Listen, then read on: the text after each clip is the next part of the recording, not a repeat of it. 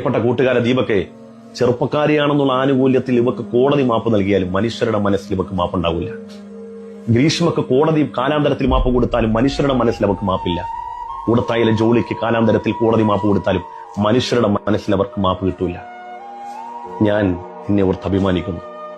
നീ ജീവൻ നഷ്ടപ്പെടുത്തണ്ടായിരുന്നു, പക്ഷേ നീ ജീവൻ നഷ്ടപ്പെടുത്തി എന്താണെന്ന് എന്നെ കേൾക്കുന്ന മലയാളി മനസ്സുകൾക്ക് വായിക്കാൻ കഴിയും. കാരണം സത്യം പറഞ്ഞാൽ നമ്മളിപ്പോൾ കണ്ടത് ഒരു വീഡിയോ ആണ്. പക്ഷേ ഇങ്ങനൊരു കാഴ്ച കാണാൻ കേരളത്തിലെ പകുതി മുക്കാലും ജനങ്ങൾ ആഗ്രഹിക്കുകയാണ്. അതായത് ആ ഒരു സഹോദരൻ്റെ മരണത്തിന് കാരണക്കാരിയായിട്ടുള്ള അവളെ അറസ്റ്റ് ചെയ്ത് കൊണ്ടുപോകുന്നത് കാണാൻ വേണ്ടി കാത്തിരിക്കുകയാണ്. കാരണം ആ ഒരു മരണപ്പെട്ടു പോയ ആ ഒരു സഹോദരൻ്റെ ആത്മാവിന് നിത്യശാന്തി ലഭിക്കണമെന്നുണ്ടെങ്കിൽ ഇവൾ ശിക്ഷിക്കപ്പെടണം. ആ കുടുംബത്തിന് നീതി ലഭിക്കണമെന്നുണ്ടെങ്കിൽ ഇവൾ ശിക്ഷിക്കപ്പെടണം. നമ്മൾ കേരളത്തിലെ ജനങ്ങൾ മൊത്തം ആഗ്രഹിക്കുന്നത് ഇവക്കിനി എന്ത് സംഭവിച്ചാലും നമ്മളുടെ ഒന്നും മനസ്സിൽ നിന്നോ അല്ലെങ്കിൽ ഇവളുടെ അടുത്ത് യാതൊരുവിധ രീതിയിലുള്ള കരുണയും ഉണ്ടാവില്ല. കാരണം അത്രത്തോളം ഒരു കുറ്റകൃത്യമാണ് ഇവൾ ചെയ്തത്. ഒന്നിനുമില്ലാത്ത ഒരു സഹോദരൻ്റെ ജീവൻ വെച്ചാണ് ഇവൾ വൈറലാകാൻ ശ്രമിച്ചത്. അവൾ വൈറലായല്ലോ, നല്ല രീതിയിൽ അവൾ വൈറലായല്ലോ. ഇനി അവൾ പുറത്തിറങ്ങി നടക്കുന്നതൊന്നും കാണണം. എന്തായാലും ഇവൾ വലിയ എന്തോ കൊണാണ്ടറാന്നാണ് പറയുന്നത്.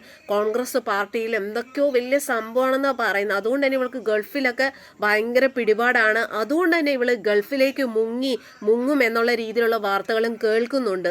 അവൾ രക്ഷപ്പെടാൻ പാടില്ല.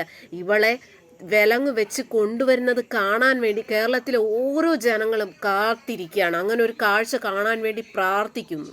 പ്രിയപ്പെട്ട കൂട്ടുകാരെ ദീപക്കെ, ചെറുപ്പക്കാരിയാണെന്നുള്ള ആനുകൂല്യത്തിൽ ഇവക്ക് കോടതി മാപ്പ് നൽകിയാലും മനുഷ്യരുടെ മനസ്സിൽ ഇവക്ക് മാപ്പുണ്ടാവില്ല. ഗ്രീഷ്മക്ക് കോടതി കാലാന്തരത്തിൽ മാപ്പ് കൊടുത്താലും മനുഷ്യരുടെ മനസ്സിൽ അവർക്ക് മാപ്പില്ല. കൂടത്തായിലെ ജോലിക്ക് കാലാന്തരത്തിൽ കോടതി മാപ്പ് കൊടുത്താലും മനുഷ്യരുടെ മനസ്സിൽ അവർക്ക് മാപ്പ് കിട്ടൂല. ഞാൻ നിന്നെ ഓർത്ത് അഭിമാനിക്കുന്നു. നീ ജീവൻ നഷ്ടപ്പെടുത്തണ്ടായിരുന്നു, പക്ഷേ നീ ജീവൻ നഷ്ടപ്പെടുത്തി എന്താണെന്ന് എന്നെ കേൾക്കുന്ന മലയാളി മനസ്സുകൾക്ക് വായിക്കാൻ കഴിയും. കാരണം പണത്തെക്കാളും സ്വത്തിനേക്കാളും ദീപക്കിന് ഏറ്റവും വലുത് ആത്മാഭിമാനമായതുകൊണ്ടാണ്.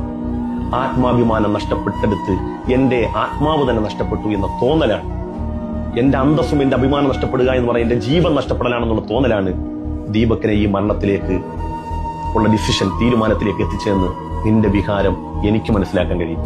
എല്ലാ മനുഷ്യർക്കും എല്ലാം വലിപ്പം തോന്നുന്ന സ്വർണവും പണവും മാത്രമല്ല, ആത്മാഭിമാനത്തിന് തിന്നാനും കുടിക്കാനും ഉടുക്കാനും ഇല്ലാത്ത സമയത്ത് സ്വന്തം ആത്മാഭിമാനമാണ് ഏറ്റവും വലിയ സമ്പത്തി എന്ന് കരുതുന്ന ദീപക്കിനെ പോലുള്ള നൂറുകണക്കിന് മനുഷ്യരുണ്ട്.